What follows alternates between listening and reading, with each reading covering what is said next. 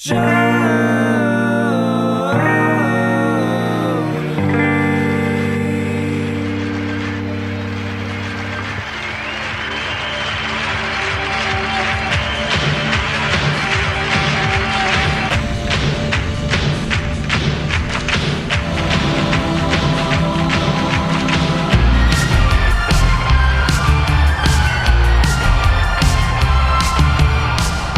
hello, everybody. Welcome to another installment of Show to Be with Mike G, the show of life, the show of Southwest living, roadside attractions, Dallas, and Mezcal. Today, I sit down and chat with one of the fine proprietors of Las Almas Rotas in Dallas, a brilliant Mezcaleria, Shad Kvetko.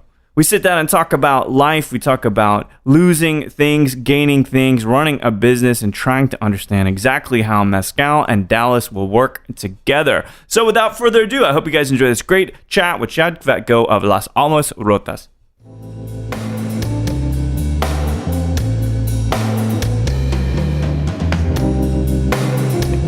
Well, the thing is technically a roadside attraction. Yeah. So Homer Tate was a very unique individual in that he came from a Mormon family.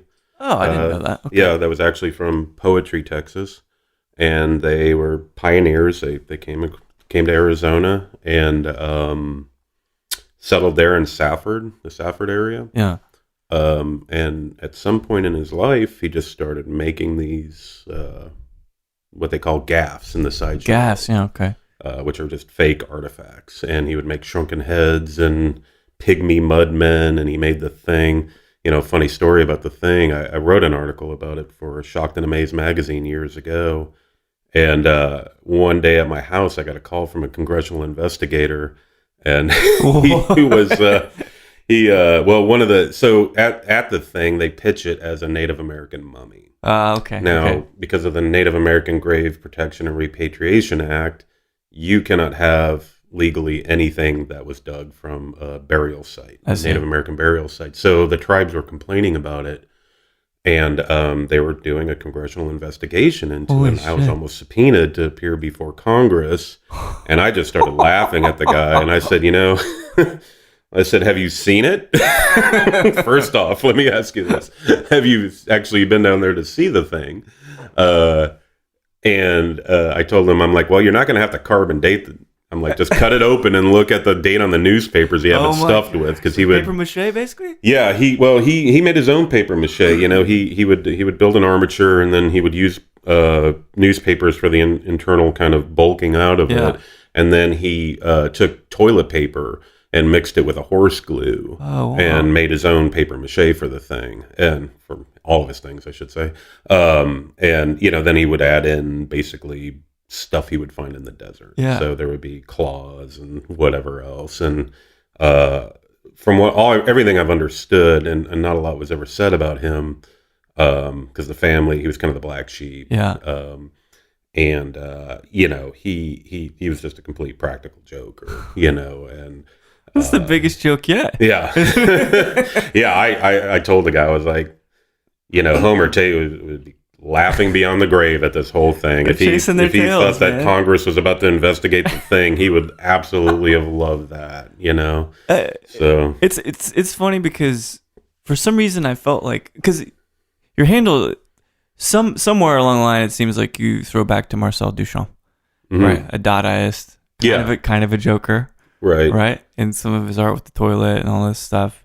But this idea of antiques, you were kind of born into this thing, this relics. And I feel like there is just that thread somehow kind of tying back to the past and collecting things and selling things. Well, my father was an antique dealer. It's still weird saying that because he just passed. But he came out of the counterculture of the 1960s. He was the president of an outlaw motorcycle club back in the 60s in Phoenix. And, it got to the point he had some kids, and, what do you do with your life? Well, these guys didn't want to become squares and wear a suit and tie. Yeah. And he got interested in antiques. But at that time, he was interested in ephemera, in old advertising, that sort of thing. And that's what like the traditional antique dealers who would do Victorians and primitives would call junk. They're like, you guys just deal in junk. So that's kind of where that whole designation of junk dealers, now that's something to be proud of. And you see it everywhere. But back then, there wasn't a whole lot of people doing it. He was one of the pioneers in that. And, as a kid, I remember meeting these, larger than life characters that would come through that would basically just travel the country. And they were, kind of had this gypsy lifestyle where they would go from here to there and just buy stuff along the way and find the most amazing thing. This is in the days before eBay, before these television shows, this even before antique malls. Basically old men would gather stuff and they put them in their barns, and we would take these summer road trips and go around the country and just dig through their barns and buy stuff. And it was, at that point, all really incredible stuff. But you mentioned Marcel Duchamp. To me, his whole idea of ready-mades, really kind of ties into that, because this stuff was never meant to be kept. Like the old advertising, you're taking something out of its context and making it something else. So you're making it art or something, that's desirable. Right. Even though, the old advertising was very artistic, wasn't fine art. So, now you see like industrial artifacts that are displayed as kind of art or sculpture. Yeah, absolutely. There's something very sculptural to that. So that's always kind of interested me, kind of taking stuff out of its context and making it something new. And, I spent my whole life as an antique dealer. That's what I've done. Well, given that it's repurposing the stuff, I love that concept where it kind of, it dies for its commercial or consumer use, but then it's kind of rejuvenated and resurrected as a piece of art that can actually live on for a long time. You fancy yourself to be an artist as well? Did you ever do any creation or painting or any of that? Not really. I mean, I don't have really any artistic pretensions. I wrote, I've written, articles and stuff like that. I'm not a great writer. I kind of actually just stopped because there's so much garbage out there. I just want to add to the pile. No, I'm not an artist. I don't really know what I am. Yeah, to be honest. That. But you, most of your life was spent though in Arizona. Yeah. Mm-hmm. And did you find the aesthetic? Because I used to live in Scottsdale for a while. Oh, I didn't know that. And the one thing, and I always tell people, the one thing I really remember beyond the just countless amount of saguaros that are everywhere in the desert, which are beautiful, cactus, the monsoons. Oh yeah. The purple lightning, the torrential downpour that is just sucked into the earth and it's gone before you even know it. Biblical rains. Yeah, right. It's crazy. But is there something, because it seems like the aesthetic that you have, whether it's your wardrobe or the connection to Mexico, which shares many same geographical pieces with Arizona, did you find yourself very connected to that Southwest landscape?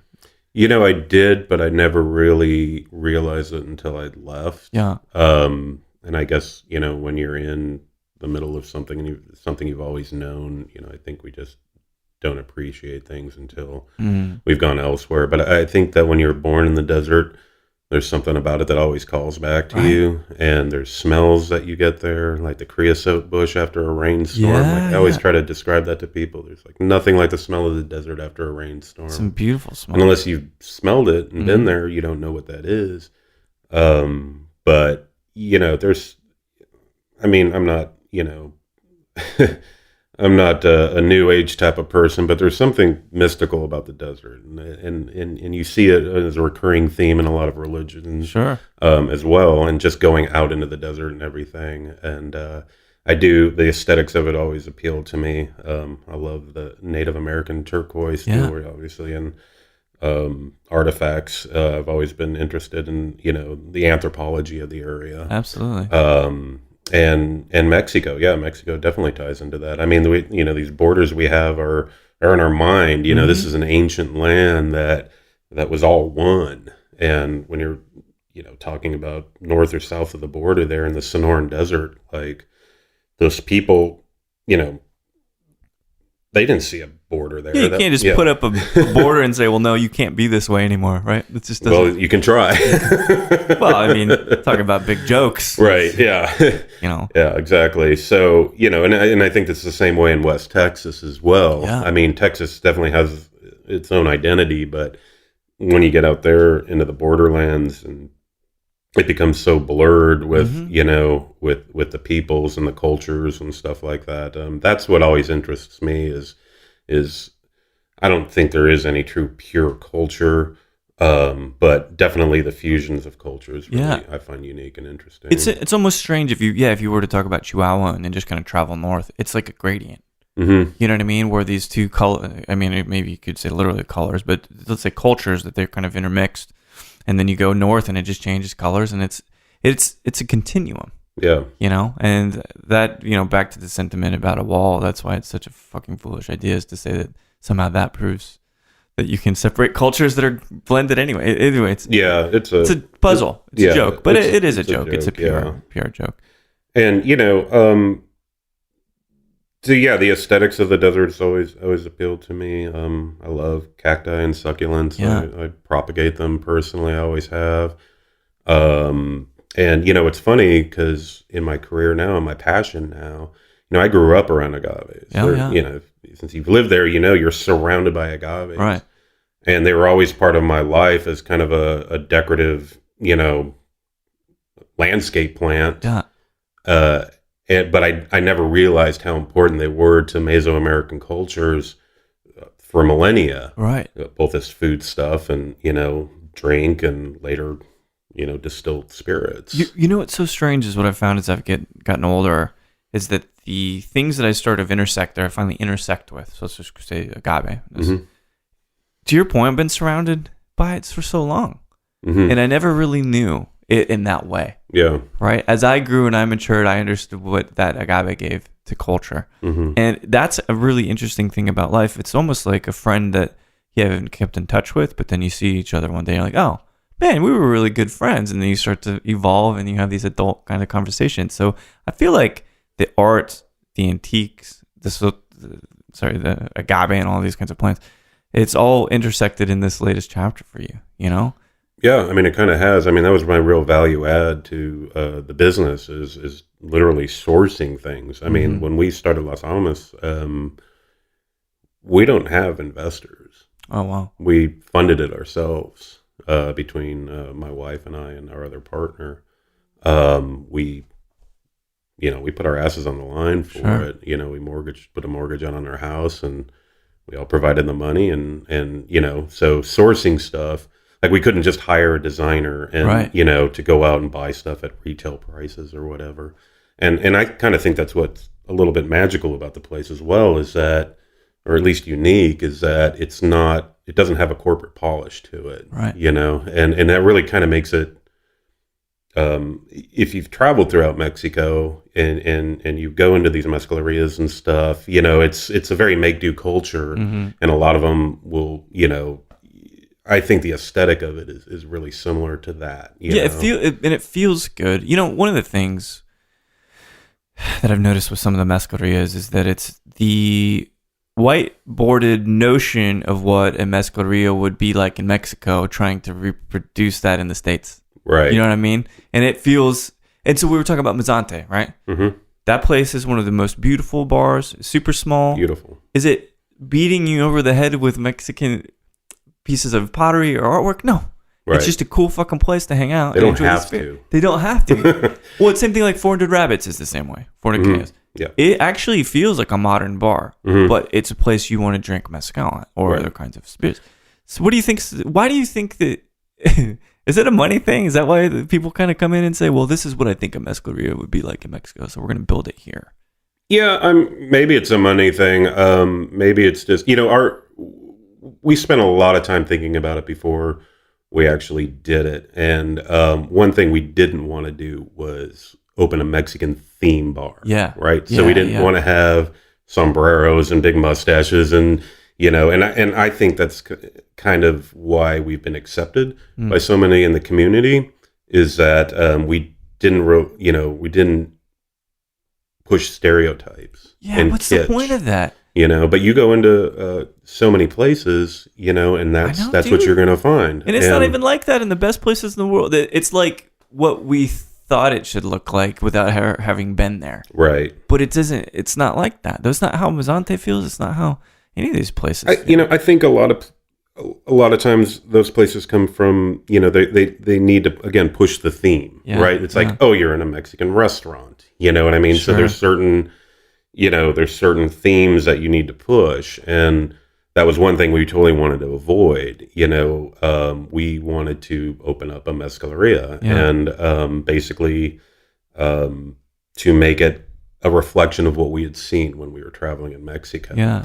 And what we'd seen in contemporaneous Mezcalerias down there were basically spaces in very old buildings that had, very modern, contemporary kind of design, but with very rustic materials. Sure. Perfect. And you also found layers too. So you would see, remnants of maybe an old hacienda or something, but this modernism like kind of overlaid over that. That is the perfect point. And it just made it so much more interesting to me, and that's why I think, or one of the reasons why like Mexico City is such a wonderful, interesting, and beautiful. It's like an eternal city. It's like Rome. You find these layers upon layers existing all at once. It's not like a city like Phoenix or Dallas, say, that looks like it was pretty much built all at once. You know what I mean? It's absolutely. Like you have all these ancient cultures. Unfortunately, in Arizona, it's an ancient land that's had, very sophisticated cultures there for millennia, but it's all gone. Yeah. We're, the buildings were adobe and, no written text. We just find remnants of that. Yeah. Nobody knows who the really Anasazi even were. Right. It's like a vapor of culture that we know is there, but or an apparition. And what's cool is that it's the reason Phoenix is there is because of the Anasazi and the Hohokam and the irrigation canals they built off of the Salt River, which are still in use today. Expanded, obviously, but some of those were the basis for the irrigation system there. And, it was kind of like the Nile River Valley, whereas it would flood every year and then deposit sediment, and it just became this very rich agricultural area. But, as far as like looking at the city now, you just see a modern city. And I won't name names, but one of the places I suggested, or what we were kind of chatting about in passing, that I wanted you to check out here in town, I think it suffers from the lack of modernism in design, because that's something I loved about y'all's Mezcaleria, is that it's got light. It's not dark. You have some very nice kind of nuanced space in the back where you can kind of have a little, but overall the bar has those beautiful windows, it lets in so much light, and what it does is it reveals the modernness or modernism of the materials that you used, right? Whereas actually sometimes the absence of light totally removes your ability to notice the sheen of things. And that's another thing I think that's, we're not necessarily talking about architectural build-outs and stuff, but that light's really, really very, very important. The sun, man, it's just a real key component to all of these places. Yeah, and that was kind of, just working with the space that fell into our laps. Yeah. Originally, the concept was going to be built off of the original kind of tasting room we had, which is recreated in that back space. Yeah. But this location kind of fell into our laps, and we had that big, open, airy front room, and we didn't think that it would translate well to that space. Yeah. It's a very lucky accident, because I'm glad it didn't. The back room, as you've been in there, is moodier. It's some people describe it as dark. I don't really think it is. To me, again, with my background, I see the interest in the dichotomy of things and the duality of things. So it's kind of a room to me where nothing is really as it seems. Though that's a personal thing, it probably doesn't translate well to patrons. But the darkness, you're seeing all these brands that kind of, focus on that sort of thing. I just think it's kind of being overplayed right now. Right. It's contrived in a sense. Yeah, right? It's very contrived, and it doesn't. It's weird because it's not the story. Right. Yeah. It's great. It's almost like a non sequitur. Yeah. Into the aesthetic. One of the things I felt or I've perceived to be as a pretty common thread. And so first of all, we've been talking about Mezzante quite a bit, which of course it deserves all the praise in the world. Pedro is an amazing human being. Mm-hmm. These beautiful products. We're sipping this Tepe, the second release of that. But you've also brought some other mezcals, and you're talking about one from Colorado that's a Tepestate that you're quite fond of. But let's pour this and let's talk about how you met the love of your life, because it seems to be Lee's seems to be a very, very good force for you, and you guys have partnered in a creative space, and that's actually something worth talking about too, is working with your spouse. Yeah, that's yeah, okay. Yeah, it's an interesting one because there's a reason why I want to talk about it, because I've been considering it myself, but sure, maybe you got some cautionary tales for me.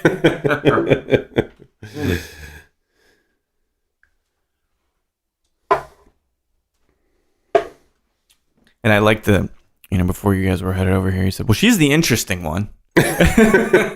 She definitely very much is the interesting one. Well, it looks, doing a bit of research on the both of you, it seems like it's a really cool mix because she has kind of a production and a graphic design background. Mm-hmm. Is that right? Yeah, so she was in television for over 20 years.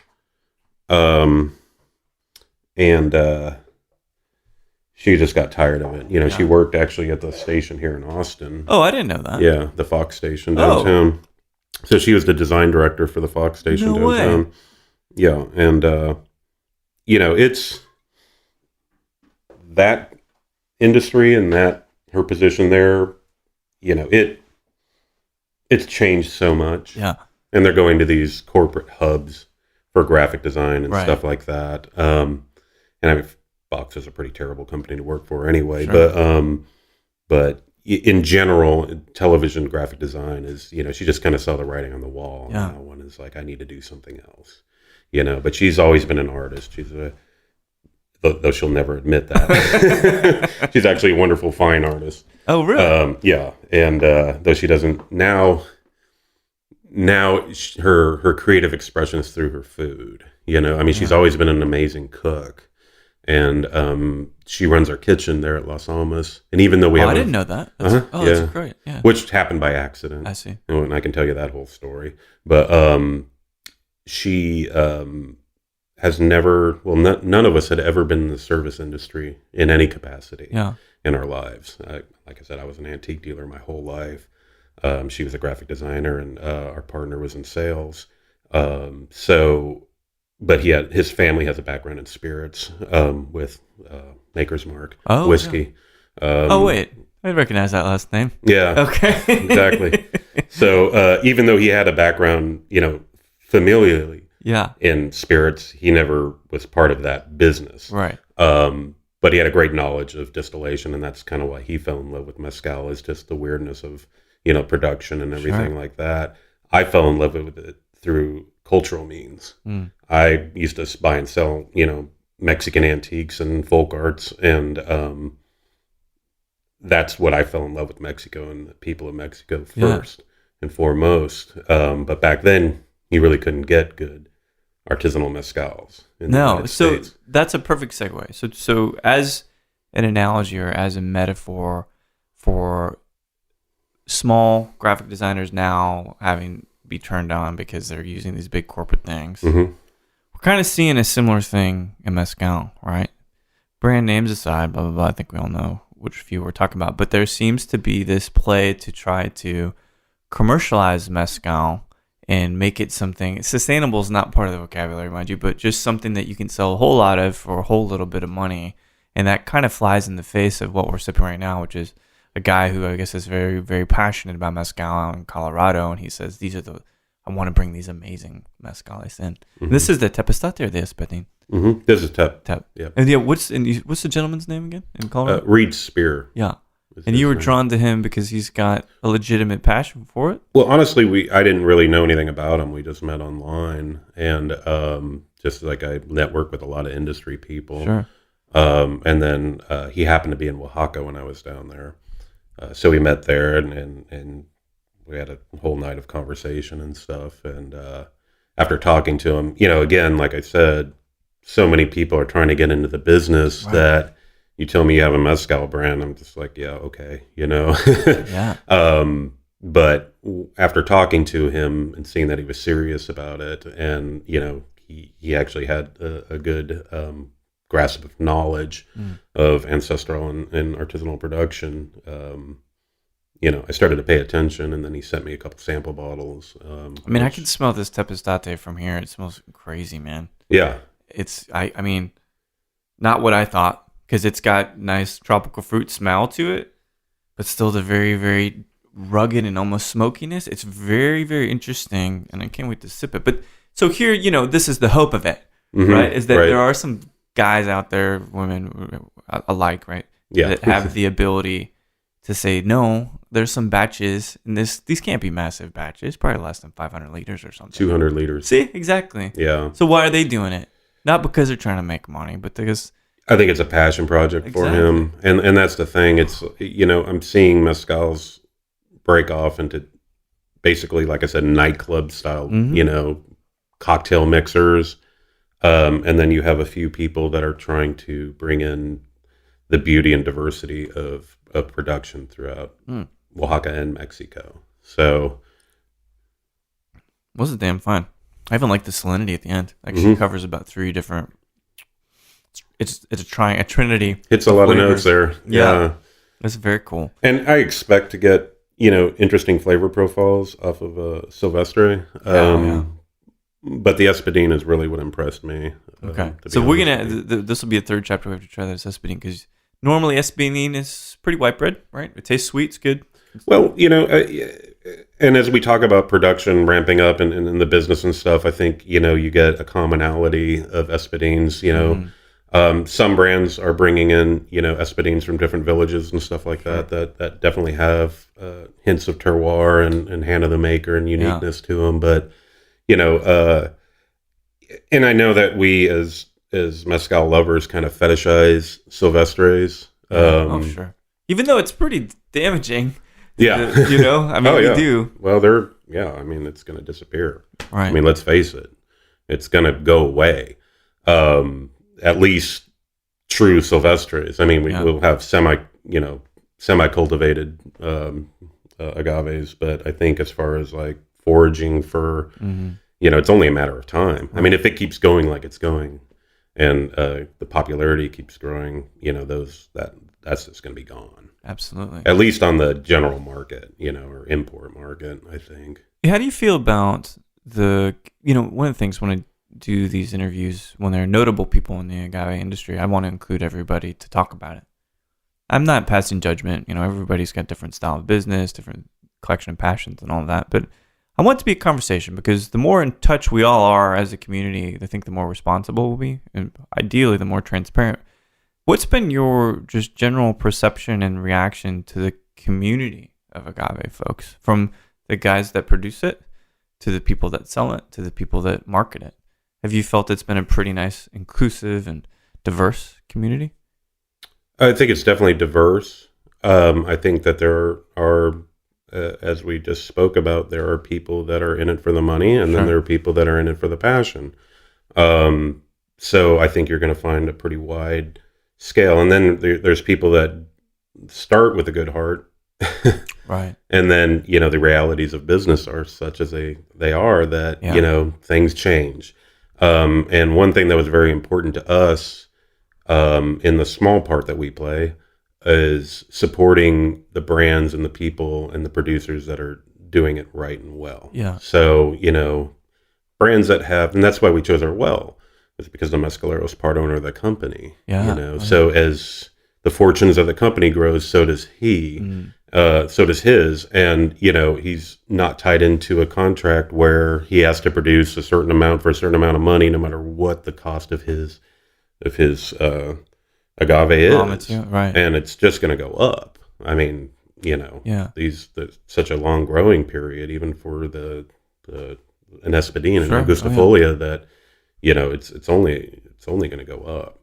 Especially as these big players get involved and start buying up more and more, because they can afford to just take those resources out of the game, right? Yeah, I mean, it's a strange thing, and that's again, I spoke of dichotomies before. It's like it's just the nature of business. I think sometimes that you commodify something and, you're trying to make money. I mean, you're spending money and you need to make money on it. Do you know and understand that probably now more than ever, right? That Definitely. You've got people in and out at the door. Yeah, I read a post about rain really being a big factor and kind of keeping business out of there. Oh, yeah. First, what are some of the tenets for you for the products that you carry? Are there requirements or things that absolutely you will not carry for particular reasons? Yes. What are some of those reasons? So, industrial produced mezcals. So, okay. Mainly it has to do with production. Sure. But it also has to do with ethics. So it's, again, how they treat their people. Mm-hmm. And the other part of that is their sustainability programs. What are they doing to guarantee longevity? Sure. So more and more brands we see are doing, replanting programs. Yeah. Again, I mentioned this, semi-cultivated agaves. Mm-hmm. The Arwell brand, Gracias a Dios. Oh, cool. They have their program where they're using the bagazo and the vinazas for making adobe bricks basically. Perfect. For reheating and such, or for buildings? For building. Oh, yeah. Yeah, so they're all the buildings on the Palenque are made from these bricks. And it's kind of cool because if you plastered over them, you'd never be able to tell what they were. But they've left a lot of them exposed so you can actually see the fibers in in the bricks. It's really neat. And they're going full solar in a few years. So they're really taking the sustainability thing. Like I think a lot of people now are giving it lip service. Sure. But it was nice to go down there and see that that's actually being implemented. Yeah. And has been implemented. And since it basically costs them nothing to make these bricks, they're giving them away to, villagers. Perfect. Yeah. So yeah, I like those efforts a lot. Yeah. There's another company, Sombra. At least Richard had mentioned that they're working on that project as well to get that stuff done. But at least we hope it's not lip service and there's a bigger movement around using these materials in multiple ways. One of the things I think that we benefit being in the States is we can get higher education. We can dive into engineering and understand the details of it. And that is, I think, that is a responsibility for us to at least share some of that scientific findings, right? Because when you think about a process, this is the whole thing that big companies are built on, right? How do you make the process very quick with as few errors as possible? How do you reuse as much stuff as possible? And these are actually, maybe in certain contexts, we think it's really just for capitalistic priorities or whatever, but you take it to Mexico and say, well, actually, this is a process. We can get all this stuff back in and not waste it. Build buildings, use it to reheat, make sure the water's clean. I think that that's one of the obligations that we have is having access to better education in the States. And I don't hope that's not, reappropriating. I think that's more like mentorship and that kind of stuff. Well, with Gracias a Dios, I mean, they own it's not a foreign-owned brand. So Oscar Hernandez, the maestro, is part owner of the company, but Jaime is also Mexican national. He's from Querétaro. So, and maestros are nothing if not innovative and clever. Sure, yeah. And as as you've seen these amazing stills built from radiators and tree trunks and stuff like that, I think that they're very much an innovative group of people. So, we do benefit from education, but so does a lot of Mexico. Yeah. And there's engineers there. And what's kind of cool about that company is that it is a Mexican company. Yeah. Rather than an American company that's basically, contracting somebody down there. Right. Yeah, I think maybe I lose track because I think about how isolated some of these palenques are. And Definitely. those particular communities and neighborhoods don't always have the easiest access to greater education and potentially the feeling of responsibility and maybe obligation to work for the family instead of going off. There's a huge dichotomy. Yeah. And so I just wonder if there's more things we could do in the ways of education just to share across. But to your point, if it's wholly Mexican owned, they seem like they've got a bit of opportunity and a bit of access to do that stuff. Yeah. And, I think one of the positive things about the growth of the category has been to allow people, if they want, to stay there and participate in their ancestral business. Yeah. Instead of going off to do something else. Now, if they want to go off and be an engineer or whatever, that's great. But, you know, the fact that they don't have to do that they can actually stay at the palenque and learn, you know, this ancestral knowledge that's passed down and make a good living at it, like, that's the most positive thing that we can do. Yeah, that's a great point. Yeah. Do you find, does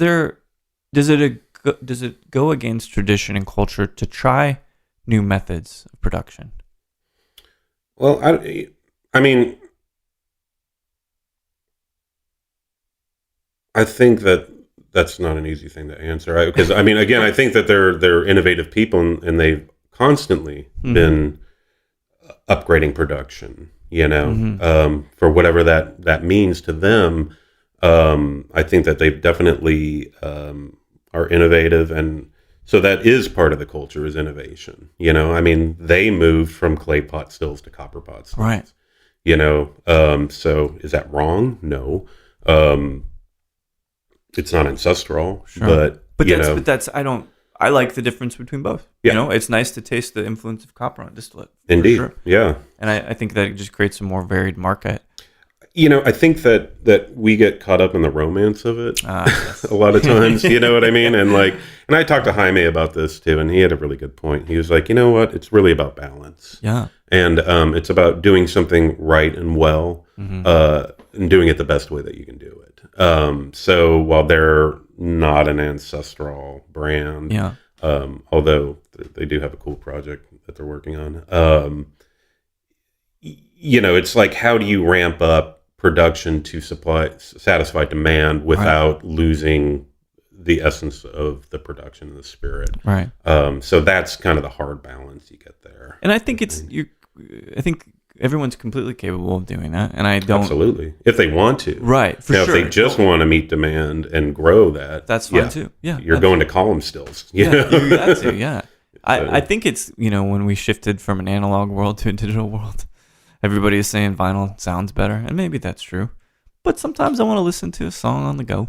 Yeah. You know, and so I think it's all kinds of different, as long as it is honest, is fair, is made with quality and consistency. I really don't have a problem with those two different types of distillation, clay and copper. Right. So then let's add one other caveat or one other variable to that. If people in North America and the States start to, and we know that well, and maybe I'm a little bit responsible for this, but we're going to start making spirits from agave.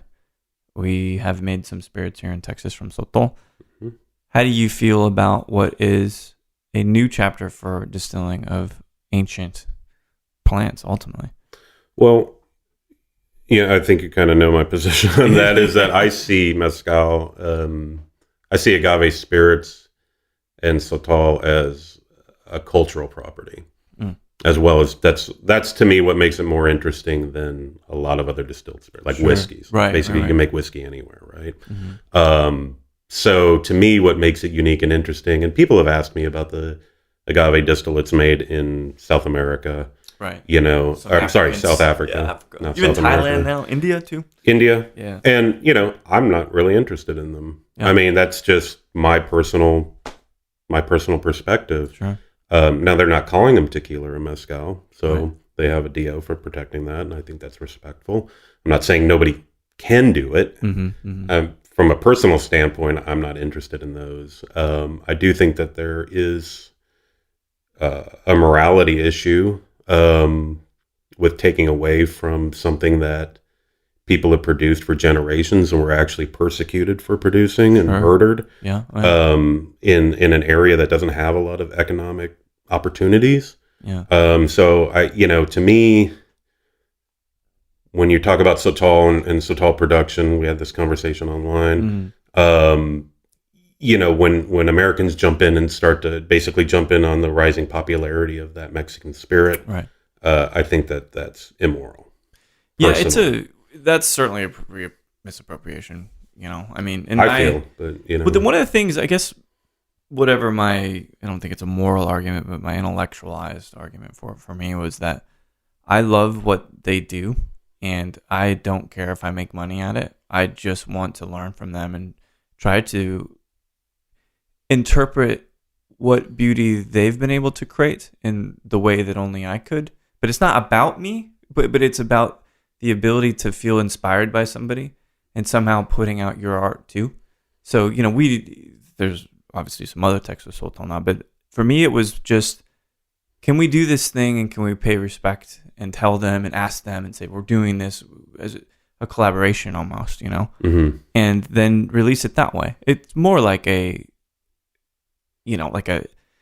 super limited, not for money. I would have given it away. That wasn't the point, you produce like one batch, two batches of that. Yeah. Yeah. I mean, we're talking like under 250 liters and stuff. And it was just a project to see if we could do it. If somehow everything that I felt about those spirits and that I'd learned, maybe we could add to the conversation in a positive way. Mm-hmm. That was the difference, Whereas I think that there's a little bit of a different game with some of these other folks, nightclubs at all.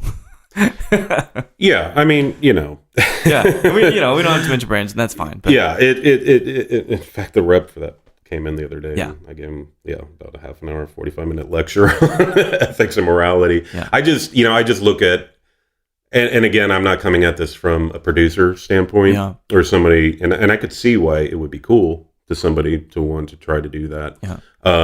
Or a business standpoint, even. Sure. To me, it's a cultural issue. Mm-hmm. And it becomes a moral issue just when you look at what if you're doing this not as like a pet project to do a couple batches to see if you can do it, and it's just kind of a cool thing, but to actually market it and to jump on the coattails of people, of the spirit that people are becoming more aware of. Yeah. All I got to do is look at who it's taking away from. Yeah, for sure. The people I've talked to in Chihuahua, they don't really have a problem with so much people doing it or producing from sotol. Yeah. They just don't want it called that. Yeah. And it's a weird kind of thing. Whereas, mezcal is called mezcal, tequila is called tequila. It's not called agave. Right. Whereas sotol is called sotol. Sure. So it's named after the plant rather than, deriving the name from a region or an ancient language. Sure. So, I don't really know what the answer to that is. It's a good conversation is what it is. Yeah. For now, and the new NAFTA updates to the agreement that potentially could shift the recognition of that. So, and those have not been fully released and vetted out yet, but that's something that could change. Yeah. It was omitted in the mid-90s on purpose for whatever reason. I guess there was no economic viability to the category, because once there's dollars in play, that's when it becomes an issue. Right. And so maybe now there's enough economic power of the category that they will be more protective about it, which they would rightfully have the ability to do. Yeah. And I'm fine. I'm totally fine with that. Yeah. It just, like I said, I see these spirits and what makes them so special to me is when I drink them, I feel like I'm drinking a culture. Mm-hmm. That's what I tell people. When I first had an artisanal mezcal, the richness and complexities of the flavors brought me right down to Mexico. And it's a place that is so rich and varied in cultures. And like I said, it's like living in Technicolor. Yeah. I become kind of protective of that. I know. But at the same time, I'm commodifying it myself. Yeah, it's really tough because we, as white dudes, let's put it what it is, with good facial hair, we have a responsibility to be balanced and be conduits and spokesmen for the people too, and some of the folks in this industry, they become a little dogmatic and make themselves the figure, and that eclipses the people they're actually making. So there's a good balance, and there's one that we really have to strike as people that may not, I don't even want to say influence, but just that people want to talk to about it and that maybe have a voice in this whole conversation. Right. Yeah. Well, it goes from being just a private consumer to somebody that's actually disseminating information. That's exactly it. Yeah. And it's a burden. I mean, it's something that I'm very conscious of, and I really want to do the right thing. I want to do the right thing by the producers. And the maestros and maestras, those are my heroes. Like, I look at what they do and it just never ceases to amaze me. and I think they're the ones that should be celebrated. That's always been very important. I mean, that's how the lead distillers are here in bourbon now. They're becoming rock stars, if you think about it. Yeah. These guys go on tour and stuff. Same thing with the maestros and maestras, Yeah. So we got two more topics I want to talk about. I really want to. You've really talked about this espadín very fondly, so let's try that, and then let's talk about. I did skip over my wife part, though. We'll cut back to it. Don't worry.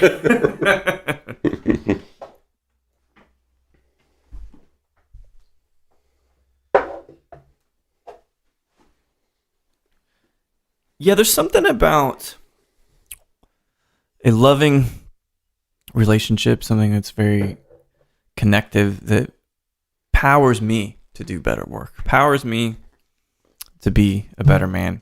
Mm-hmm. And, we're going to sip this espadín, which is, to your point, going to be something funky and different and kind of exciting. I'm just curious how this whole love affair began between you and Lee.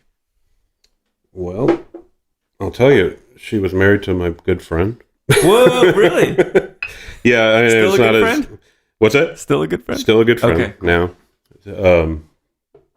it's not as lurid as it sounds. They had split up, and her and I fell in love. We fell in love basically over the phone. No kidding. Where was she living? She was actually at this point living in Florida. Okay. In Miami, Florida.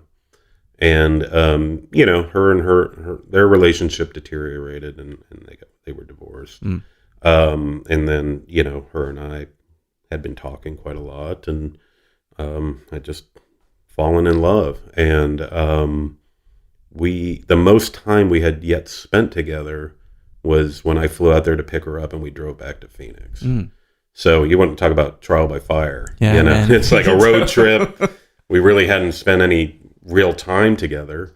These were all just kind of conversations over the phone. How did you know that sometimes there's a moment where we realize that we love somebody? Mm-hmm. Do you know what that moment was for Oh, us? yeah. What was it? I can pinpoint that. And it was just during a conversation on the phone one time. And it just came like it was like a dam breaking, is how we describe it. Yeah. And, we just started professing our love for each other and gushing about that. And it was just like, oh, okay, well, what do we do with this now? And again, we had physical barriers. Sure. She was all the way across the country, and there was also, she had been married to my friend. Yeah. And so I guess there was some kind of, negative.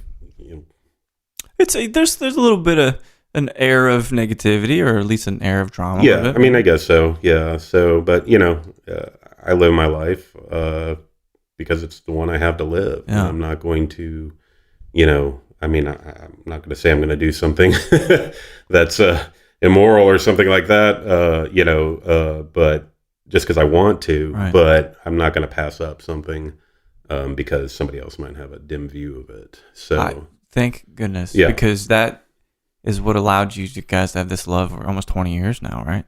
Married for 20 years. Oh, wow. We were actually together longer than that. Amazing. So I flew out there, picked her up, and we drove back, had this wonderful road trip. Yeah. Stopped in New Orleans, stopped in Texas, stopped in San Antonio, stayed there right by the Riverwalk, and, continued on back to Phoenix. And then, I think that one of the things that makes it so successful is the fact that we don't take each other for granted. So she has, health issues that she's had since she was a child. She's a double transplant recipient back in 2003. And, I think we just tend to take things for granted. And when you take things for granted, you start to behave differently towards things. Yeah. But if you don't know that something's going to be there tomorrow, the silver lining of all those health issues is the fact that we have a very strong relationship because, and the fact of the matter is I could be healthy as a horse and walk out and get hit by a car. Right. You know what I mean? Like Absolutely. No matter what your health really is, you don't know how much time you have. Yeah. Again, my father was diagnosed with cancer last Christmas Day, and now he's just gone. And what kind of cancer was it? Pancreatic cancer. Which so quick. Yeah, it was horrifying. This last year has been horrifying, and it's fine. I did laugh about it though, because I was like, I never realized how much the pancreas would play into my life, both with my wife's juvenile diabetes and then later taking out her kidneys, and then my father's pancreatic cancer. Like it just, it's one of those organs you don't think about. Right. Well, it's not very big. Yeah. Until, you have diabetes or whatever. But, it just has played this massive role in my life now, aside from my own functioning. So, it's, we don't take each other for granted. We do everything together. We've been working together in this project. Yeah. It's the first time we've really ever worked together. She always had a corporate job because of healthcare. Sure. It was when Obamacare passed is when she resigned from television and went on our own. So what, we're talking 2008? Yeah. Ish, something like that, right? Yeah, whatever. Yeah, however long it was ago. So then there has to be a moment where the relationship's very strong. Mm-hmm. You both appreciate each other, you respect each other, which is very important too. And you get this idea to open a bar. Right. I mean, what was going through what's going through your head? Well, her and I had a shared passion for Mezcal. Sure. She loves it as well. She loves Mexican culture just as much as I do, and the art of it. And we the first time we went to Oaxaca was to go to Muertos and also drink copious amounts of Mezcal, but we didn't go there specifically for Mezcal. We started with just basically a group of friends, and we would all get together at each other's houses, and everybody would bring a bottle. So it was a really, cost-effective way of trying a whole bunch of different mezcales without buying 30 bottles. So, yeah, what do you think of that? Dude, I mean, this nose is brilliant. There, what's funny? You talk about...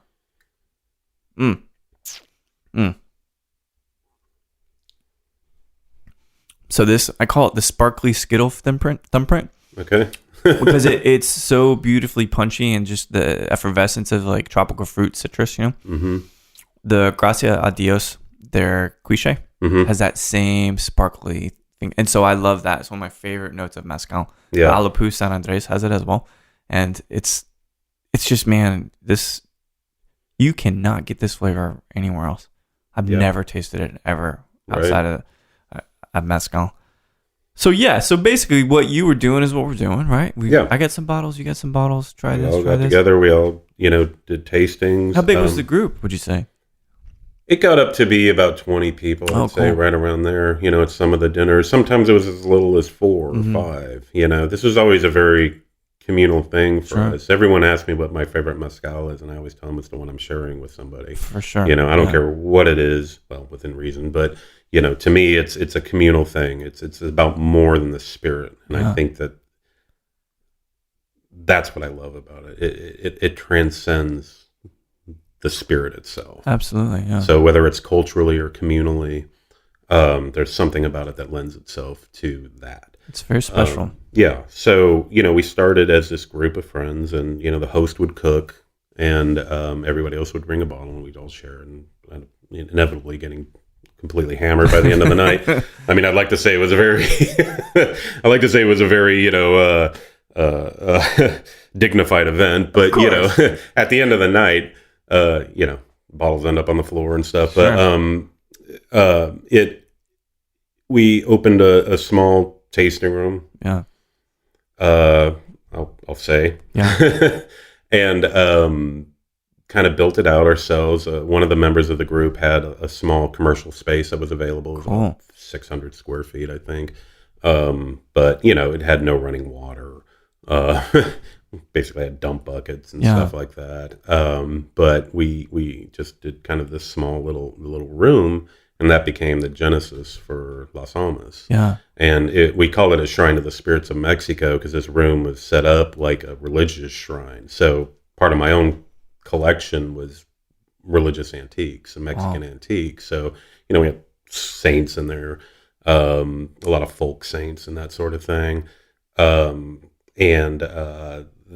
was the genesis for it. So that didn't last very long.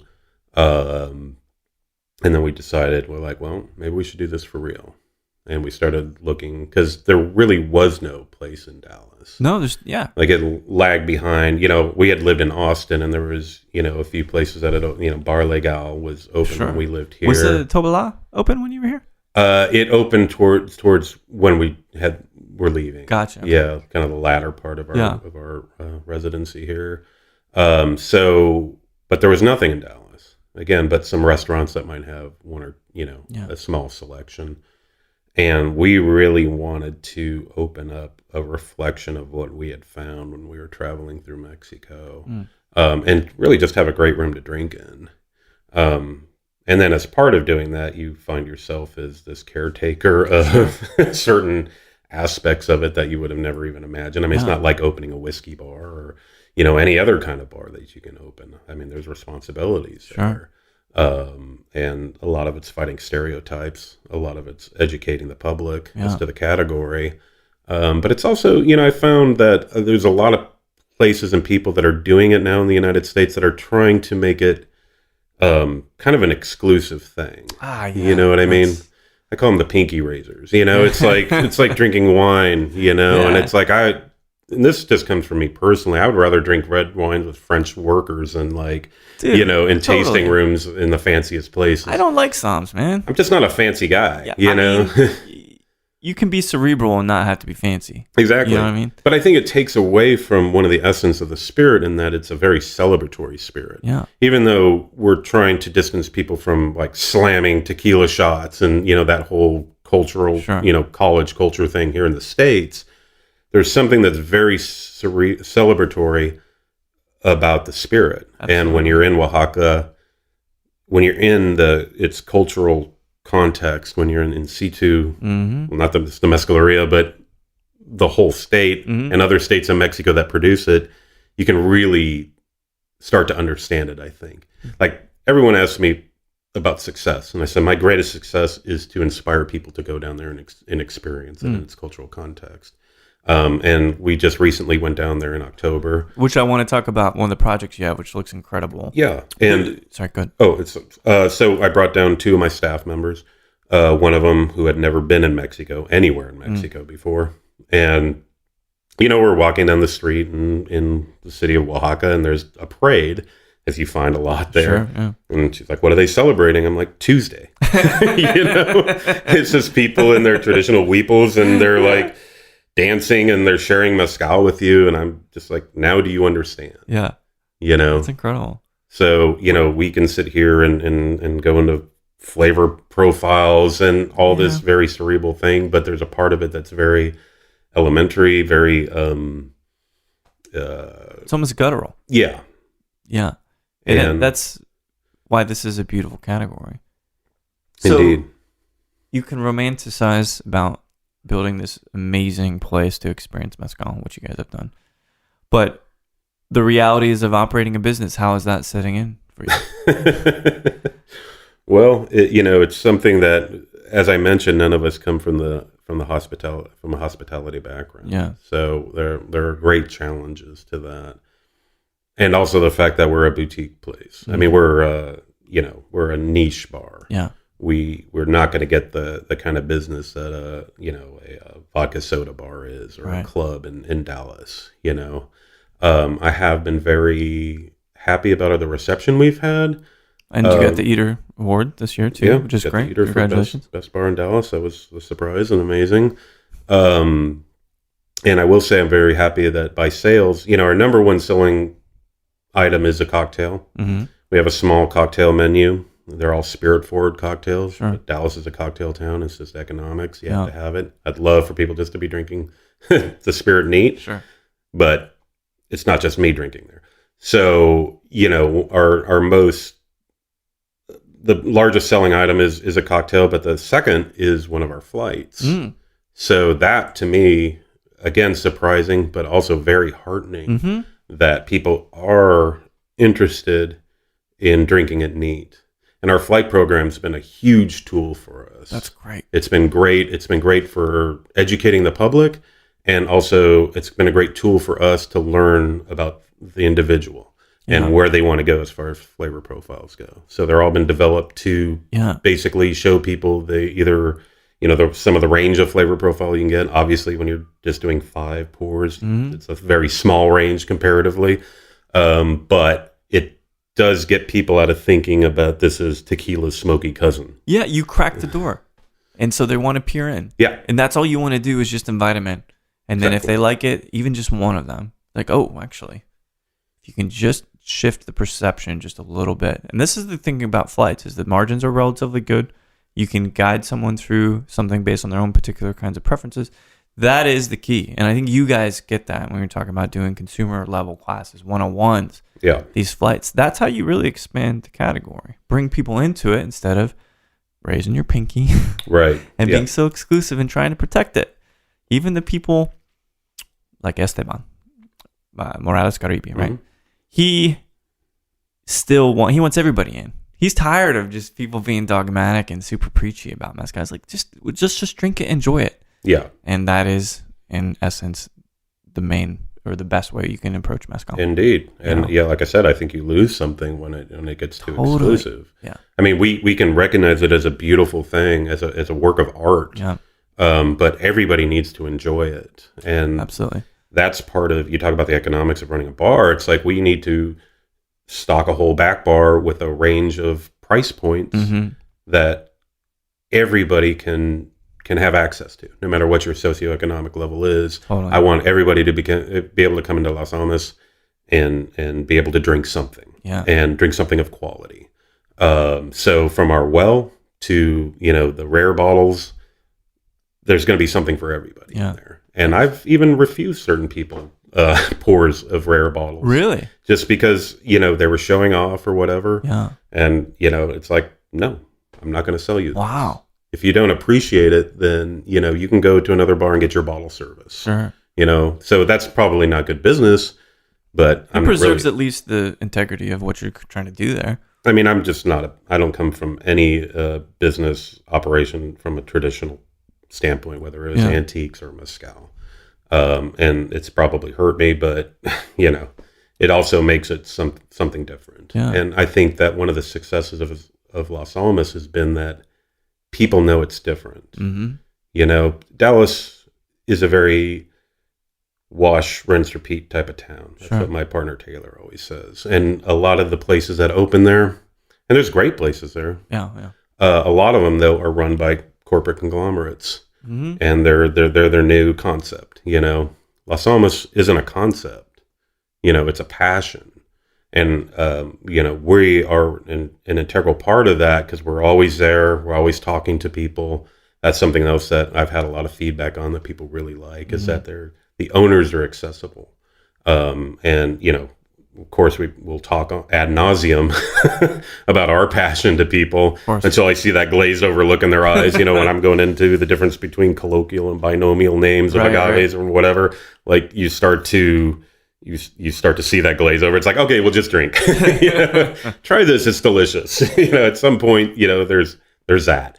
But I think it's a place that a lot of people feel comfortable in. One of the thing that's most satisfying to me is to see the wide variety of our patrons. Yeah. Again, every nationality, every ethnic background, every socioeconomic level, every sexuality, everybody feels comfortable in there and everybody gets along. It's amazing. I've seen tables with strangers sharing flights of mezcal, and they'll get excited about it and they'll start talking to complete strangers. The original thing was very communal. So, we there's some limitations of that in being a commercial space, but you stayed pretty true to it. We tried, we've tried. But it is a business in the end. Yeah. And, I don't, we're just kind of trying to suss it out and making mistakes. And, that's how Lee ended up running our kitchen.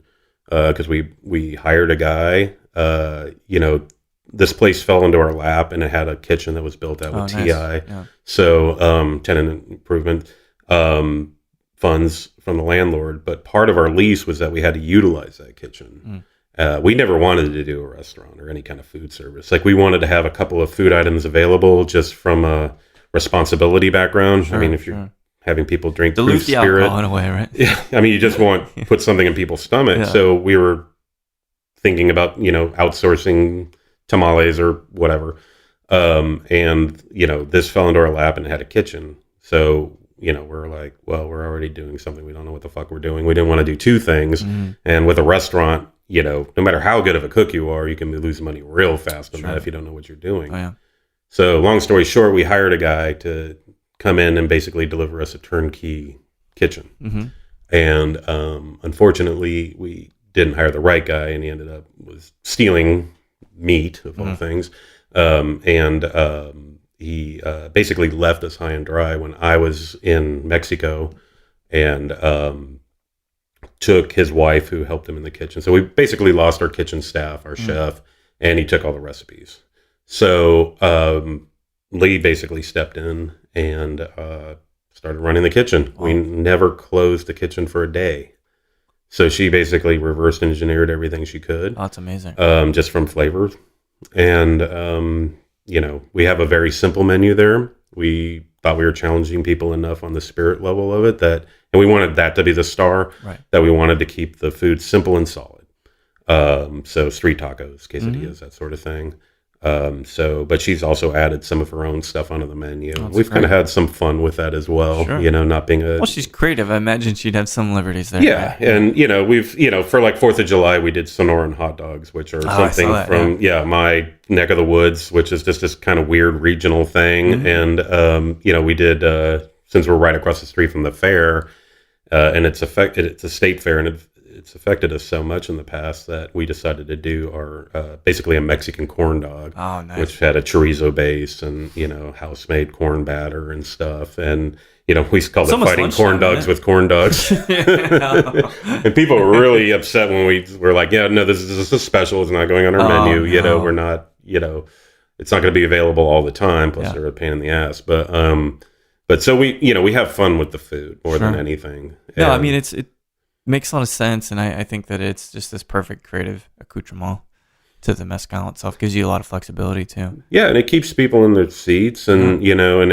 again, it's the responsible thing to do when you have people drinking. You want them to be putting something in their stomach. So the real value add for it has been to keep people in there longer. I think the average stays between 1.5 and 2 hours for people. And, we serve everything a la carte, so they'll eat a couple tacos and then drink some more and then eat something else. Yeah. So it's not like a plated, course service. But, when we first opened, we kind of got pitched as a restaurant. And, it's funny when you open something to the public ends up defining you. Absolutely. And, we had a lot of people didn't know what the hell we were in the first place. You've seen the facade of our building. It says Mezcaleria across the front, which was important to us to put that up there. And but there's no other kind of descriptor other than our name. And, I think that people were kind of confused as to what we were at first. Yeah. So, some people thought we were a taqueria, which we weren't. We're like, no, we're not a restaurant at all. We are a bar. We just happen to serve some badass food. So we're been working to redefine that ever since. It's tough, but one of the things I think we were talking about innovation, right? So the last two questions I've got for you. One is, you were in Mexico, as you kind of alluded to, working with Gracias a Dios at their Palenque, and it sounds like you brought a brisket out there. Yep, and that you potentially are going to release a pechuga. We are, indeed. How does one get their hands on such an amazing, monumentous event as this? Jaime was up at Las Almas, and we were kind of chatting with him, and we really wanted to bring some of our staff down there. Like I said, to us, staff education's very important. We have a weekly class where they learn about all different aspects of Mexican spirits. Yeah. But again, until you go to Mexico, I feel it's very hard to understand it. Right. So they flew basically myself and two of our staff down there, and we were talking about doing a cool project, and we decided to do it. We're like, let's do a pechuga. Yeah. And I don't remember who it was, but we were like, well, let's do what's endemic to Texas, like barbecue. Right. Let's do something that's non-traditional. That basically what it ended up being is kind of a symbol between our people. You know, the people of Texas and the people of Mexico. Yeah. And in this day, in this political climate, we felt that it was really important to have these symbols. So we actually packed our friend Brandon Mahone, who does barbecue pop-ups all over Dallas. He smoked a brisket for us, and we hand carried it down there, and we made a pechuga. We went to the Mercado in Tlacolula and picked out prickly pear and all kinds of chilies and corn, simpucicho, because it was around Dia de los Muertos, and just all the ingredients to put in the busto, and hung the brisket in there. And dude, when's that ready? It's ready. Well, so we're releasing a small amount right now, a few bottles. I can't remember how many bottles, but I think I can't remember. But we're holding a bunch of the batch back to basically rest for a year. Oh, nice. So I have had it. I had the puntas, yes, which were awesome. And it's I think it's delicious. Yeah. I mean, it's very fruity, very fruit forward. And just kind of very unique. It's amazing. And it was just kind of a cool, like I said, it's a cool project between our people. And, you know, to us, it was very important we didn't want to remove something. We didn't want to take something out and just forget about everything else about it. Yeah. You know what I mean? It's like you want to celebrate the culture that produces it and the producers of it. I love this concept of collaboration and unity across multiple cultures. It's something I've been fighting for quite some time. And I think this is a project I wanted to do myself, to be honest, here in town. But I think I'm so glad you guys were able to do that. And I will do whatever it takes to get a bottle of this thing. I know a guy. I hope we both can find it. I know a guy.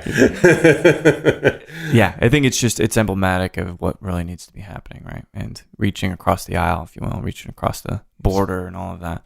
Especially now. I mean, like we now. said, you can build all the walls you want. We'll build bridges. That's right. You know, and we're going to keep doing that. I mean, it's something that's, you know, people always say that as a business, you need to stay away from politics, and there's definitely logic to that. Sure. But I think more and more, as it becomes more evident to people how important it is, you know, we don't want to be defined by people whose views we don't share. Right.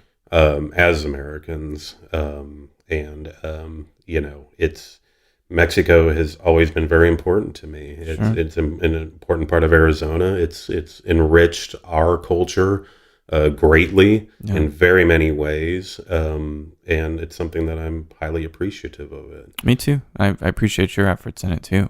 Thank you. So the last question I've got for you, and I maybe have an idea how you might answer this, but so you are at Las Almas, and it doesn't matter what mezcal you're sharing, but any that you prefer, and you can have a conversation at the bar with anybody, living or deceased. Who would you love just to sit there, wax poetic, talk about life, and have a sip with? You know, I'm so terrible at these questions. It's just, you know, it's one of those things like, how you feeling today, you know? Honestly, right now, I just would love to talk to my father. Yeah. Did he ever drink mezcal? He tried it, yeah. I mean, he wasn't a big drinker at all. Sure. Okay. You know, he had tried it when I got into it, but you know, for me right now, that's the most important person that I'd love to speak to again. That's a beautiful sentiment, man. You know, I only recently had the opportunity to drink with my dad. You know, he was drinking for a long time, and I know that my answer is gonna be the same. You know, so we've managed to sip through some brilliant mezcales. Talk about your life, talk about your love, your passion, and all of this. And Shad, I'm so glad you were in town, man. Thanks, that we man. could finally make this happen. Me. And I'll be in Dallas soon enough. Visit you guys again. Every time I'm there, I go, but awesome. Just haven't made a trip here recently. But thanks so much for taking that time out. Yeah. Yeah. Sip pleasure. Soon. Be great. All right. Thanks so much. Thank you. So what do you guys think? Have you had a chance yet to go visit Las Almas Rotas in Dallas? It's a great spot. Shad's doing some wonderful work over there with his partners and his wife, of course, Lee. But it's good to have a very strong agave community in Texas, and I think that Dallas needs that too. I think we're doing some great work here in Austin, Houston, of course, but it's really good to have this kind of community, and it's really interesting to hear about Shad's story and all of the things that he's done and kind of how he arrived at Mezcal. Again, it finds you, right? I keep seeing this. It's becoming a cliched topic or a cliched saying, but you know what? Mezcal found him and it found me. Hope it finds you too. So thanks everybody for listening to Show to V with Mike G. No matter how you're contemplating seeing Scary Stories to Tell in the Dark, the movie this weekend, or if you're thinking, man, I don't really want to go to Moonshine up north, but they do have some great bourbon selections, please keep dancing.